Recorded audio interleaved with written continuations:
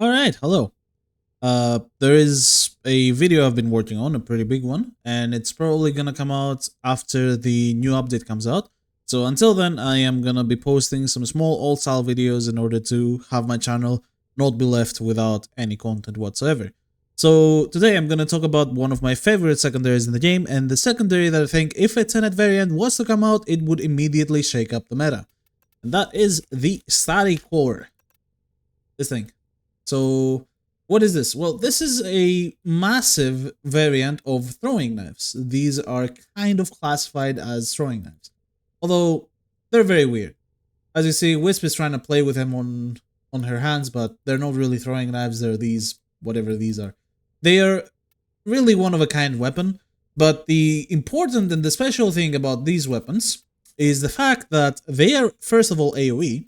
They have minimal damage, which is really bad, which is why I'm saying, oh, if this got a Tenet variant, we could be seeing it an insane weapon, because look at this.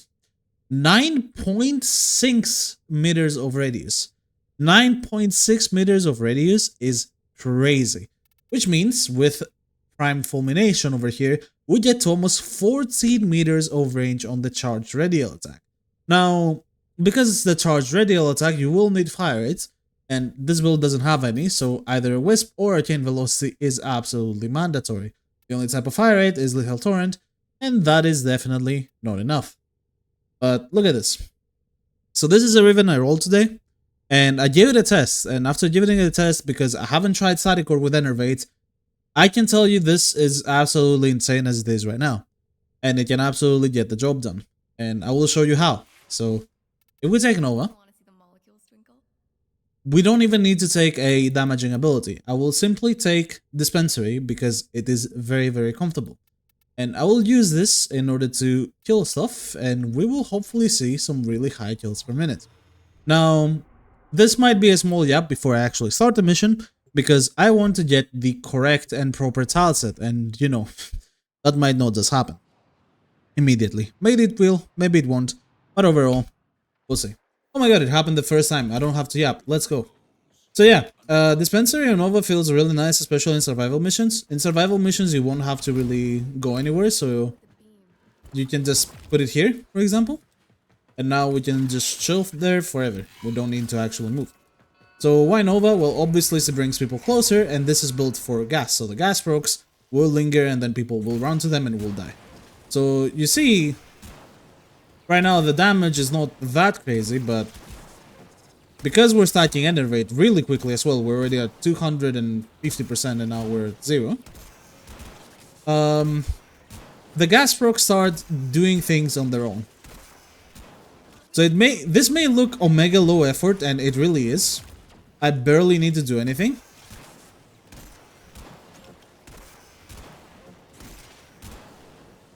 But we're at around 35 seconds, and if I press tab right now, we're over 140 kills. So yeah, it is quite powerful, not gonna lie. This is what happens when you have 14 meter AoE and you add gas to it. Honestly, Enervate kind of revived this weapon, and I'm using fire manual weapons continuously. And at the start, I was quite sad that it doesn't actually just shoot directly, and you have to release the trigger in order for this to keep firing, and it's not like the Tomb Finger. But after testing it out and doing this, I really don't care anymore. I mean, look at this. This is ridiculous. And if you want single target damage, spamming it deals a ton of damage. Like, it genuinely deals insane damage. So 363 kills in 1.5 minutes. This is crazy. I don't even know why it's that strong. Of course, Nova helps a lot with the kills per minute. There is no question that her speeding up enemies here so they can die very quickly is something that does help a lot. But I mean, it's dumb. I don't know. It's really dumb.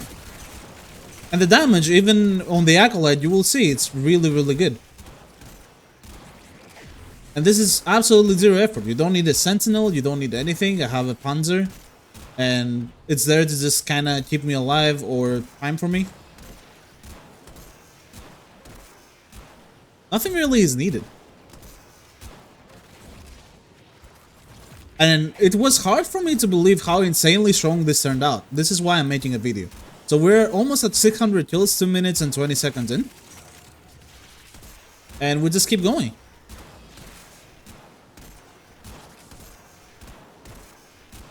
And remember, these corpus are weak to electricity, so we're not even using the correct element for them. We're just using an element that just works.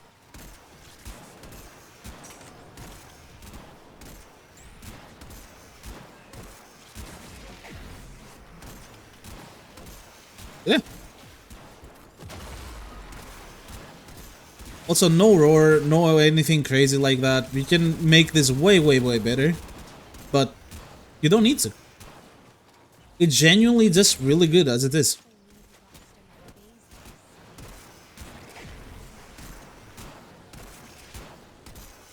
So 738 kills at 3 minutes.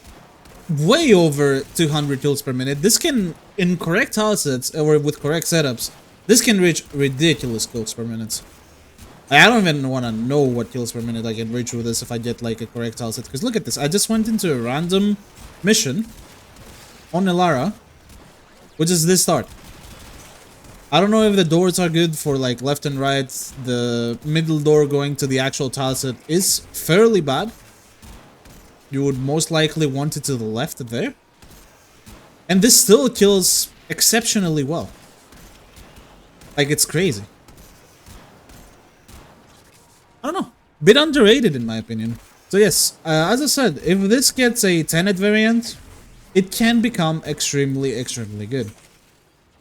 So Acolyte is coming. We will be able to see the damage that I can deal to the Acolyte with just spamming it.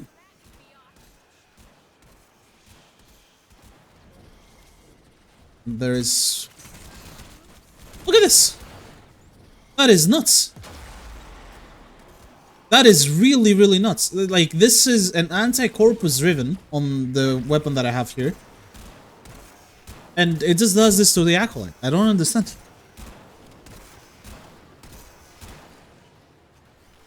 This was very surprising.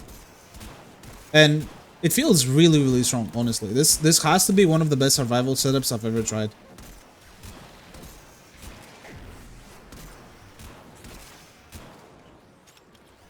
Yeah. Super chill. Super high KPM. And it does make sense. 14 meter AoE with gas pumps. What can you do? Bit over 1,000 kills per minute. Or, sorry, 1,000 kills. Not 1,000 kills per minute. What the fuck am I saying?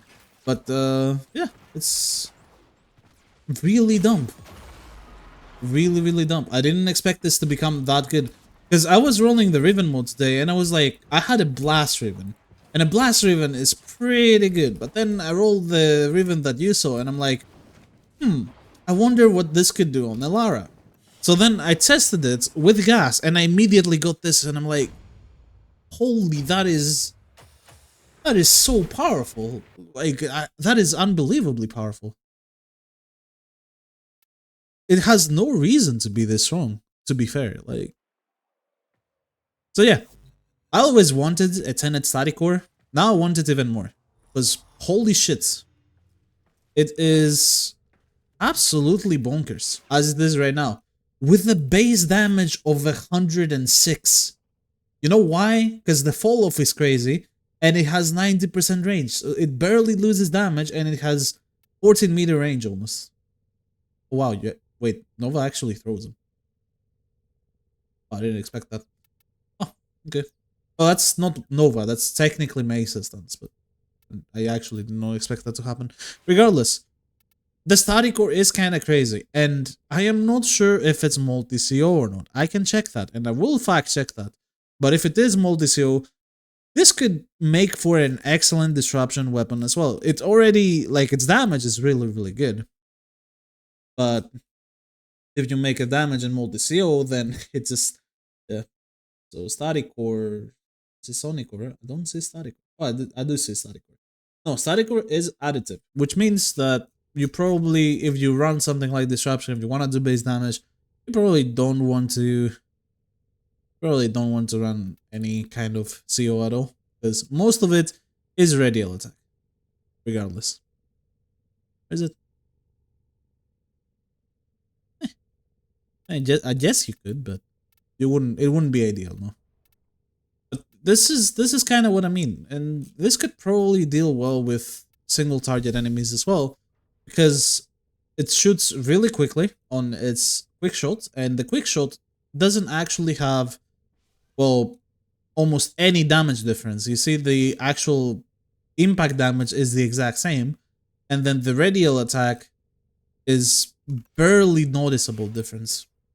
Like, we get from 88 to 106. It's a barely noticeable difference.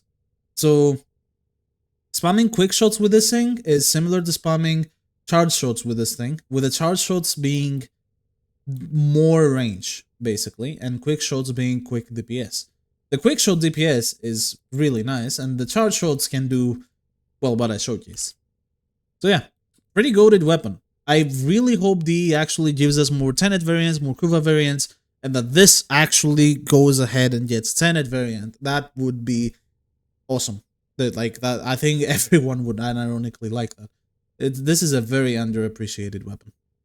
So, thank you very much for watching, and I'll see you on the next video.